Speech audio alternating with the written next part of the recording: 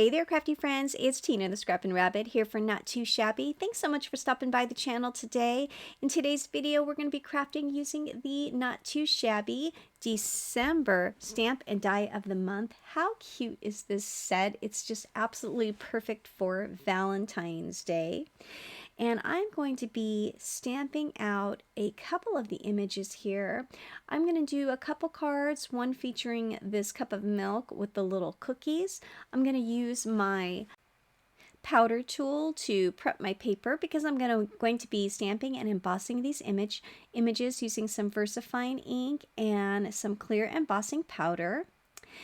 These little kawaii images are just so stinking cute, and I am going to use this embossing powder so that I can have a little dimension to my images. I absolutely love the way that looks when you have it nice and melted. I'm going to stamp this little bowl of cereal and the milk as well. So stinking cute. Same thing, I'm going to use the clear embossing powder, heat up my heat tool nice and hot, get it melted so that I have that nice raised black lines for added dimension. You want to make sure that you get your heat tool nice and hot so that your paper doesn't warp. Now that I have my images stamped, I'm going to go ahead and color them using my Copic markers. I love using Copics, and for the milk, I'm going to use my warm grays to give it more of that creamy look. Just adding a little bit of color to the outside of the cup. Of the milk line, that is, and then blending it out with the lighter colors. Once I get the first layer down, I'm going to go ahead and add a second layer of color, leaving the center of the milk white. And then once I add the second layer of blended warm grays, I'm going to go through with my 0 marker just to soften that up. For the cup, I'm going to be using some blues just to give it that clear glass look, and blending it out with my cool grays. Again, I'll use my 0 marker just to soften those lines. I'm going to add little pinks cheeks, the RV00, and then for the dark cookies, they're going to be chocolate. The darkest colors are going to be the E49, and I'm just going to go from left to right, the darkest colors on the left going to lighter, blending out with the E47, and then the E44, and then the lightest color in this brown cookie mix is going to be the E43. That is my first layer of color, so I'm going to go through and do the same exact thing. Repeat that, blending those colors out, trying to keep the area in the middle of the cookie a little bit lighter so that you could see the little face. So adorable. I love the kawaii images. Now I'm going to do the cream, and that's going to be the warm grays to match the creamy milk, and then adding the cheeks. Once I get all the cookies colored, I will color the hearts that I stamped and embossed, and I'm going to be using the R85, R83, R81 blend. So I've been doing so many Christmas cards that it's kind of refreshing to move over to some different colors and start thinking about Valentine's Day. Here are all the images colored. I'm going to grab the coordinating dies that come with this set and get them all cut out. Now that I have all of my images cut, I chose some pattern papers for my cards. I went to my Valentine's Day stash and picked out some papers that I thought looked nice with these images. I'm going to be using a slimline die to cut out the white panels so that I can do a little bit of ink blending. These are the panels that I cut out, and I'm going to stamp and emboss the sentiment. And I'm going to do 2 different cards. I'm going to be doing a landscape one and one that is portrait. So I will stamp and emboss the sentiment on both of these white panels, and they will be ready to add the ink to them.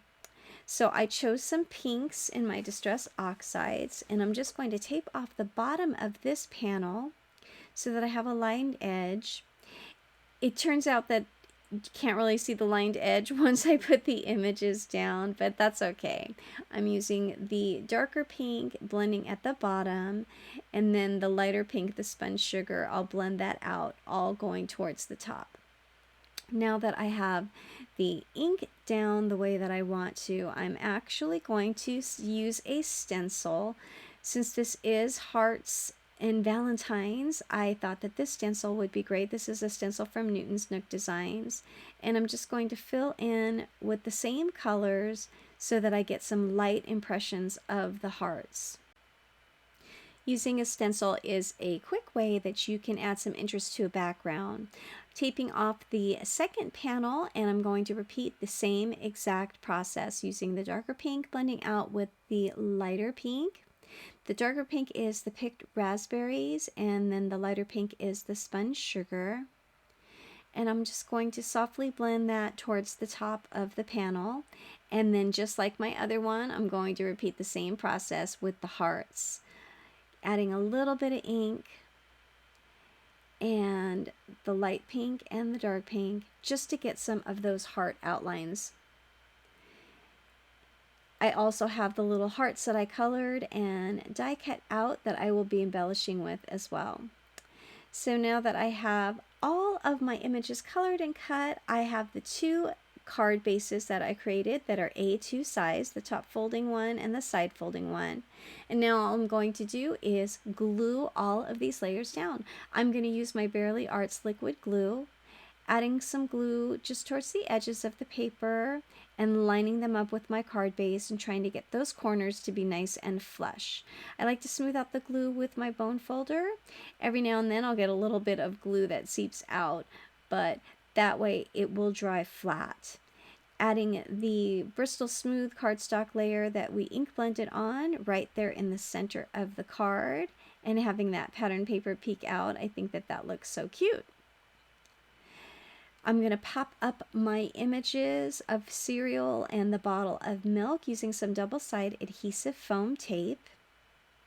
And I have a hard time peeling off this tape. This is tape that has been in my stash for a while that I'm trying to use up, but I am definitely on the hunt for a new double-sided foam tape.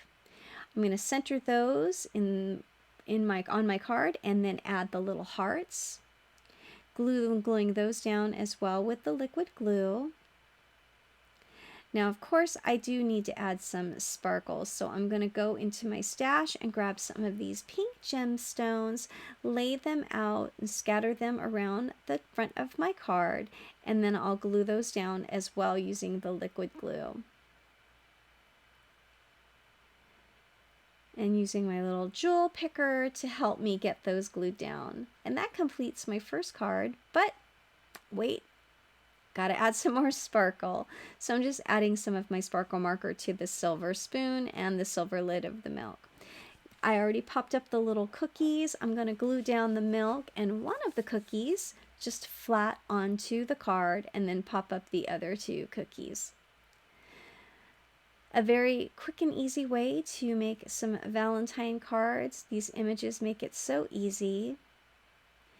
And then I'll go ahead and add the hearts and the gemstones as well, get them all laid out and glue them down using the liquid glue. Once I get all the gemstones glued down, I'll go ahead and grab my sparkle marker, and this time I'm going to add the sparkle to the hearts. So that is my second card. Here are the two completed using the Not Too Shabby December card and our stamp and die of the month. Those Shabby Snips coordinating dies work out perfectly. Thanks so much for stopping by the channel. You can check out the links in the description box below. I hope you like my cards. I hope you like the video. I hope you guys all have a fantastic day. And until next time, happy crafting. Bye for now.